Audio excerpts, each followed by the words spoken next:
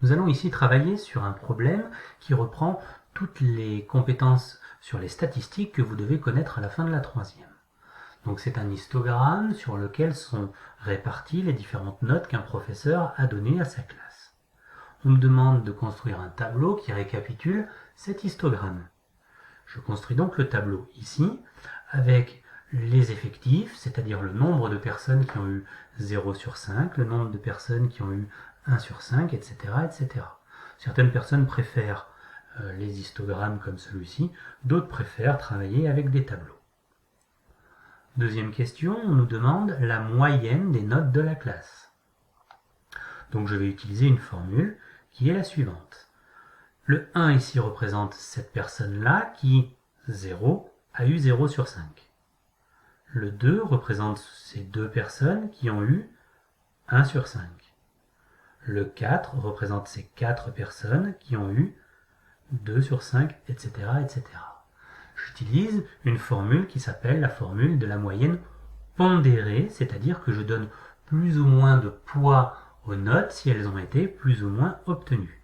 On aurait très bien pu faire un autre calcul qui revient au même, qui aurait été 0, une seule fois, plus 1, plus 1, deux fois, plus 2, plus 2, plus 2, plus 2, 4 fois, etc., etc. Ça aurait juste été un petit peu plus long à écrire, mais on aurait obtenu le même résultat. En moyenne, on a eu 3,48 dans cette classe. Ensuite, on nous demande la médiane. La médiane, il faut mettre toutes les notes dans l'ordre et prendre la valeur centrale. Alors, c'est pas très difficile. J'ai repris mes 25 notes que j'ai mis dans l'ordre et j'en mets 12 d'un côté, 12 de l'autre. Donc, la 13e valeur, celle-ci, est donc ma médiane. Calculer la fréquence des notes inférieures ou égales à 3 sur 5. Donc, dans la classe, il y a 10 élèves qui ont eu une note inférieure à 3 sur 5, c'est-à-dire 10 sur les 25 au total. Ça, c'est la fréquence, ce qui me donne une valeur de 40%. Alors, des fois, on vous demande aussi quelque chose en plus qu'on appelle l'étendue.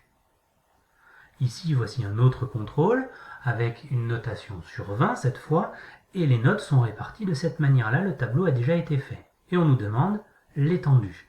Alors l'étendue, c'est vraiment pas compliqué, hein. C'est tout simplement la différence entre la valeur minimale et la valeur maximale de notre série. Ici, la valeur maximale, c'est 19, la valeur minimale, c'est 5, donc la différence entre les deux, c'est 14. L'étendue est de 14. En général, dans les exercices, on vous demande souvent de calculer la moyenne, l'étendue et aussi la médiane, les trois éléments indispensables au brevet. Allez, à vous de jouer maintenant.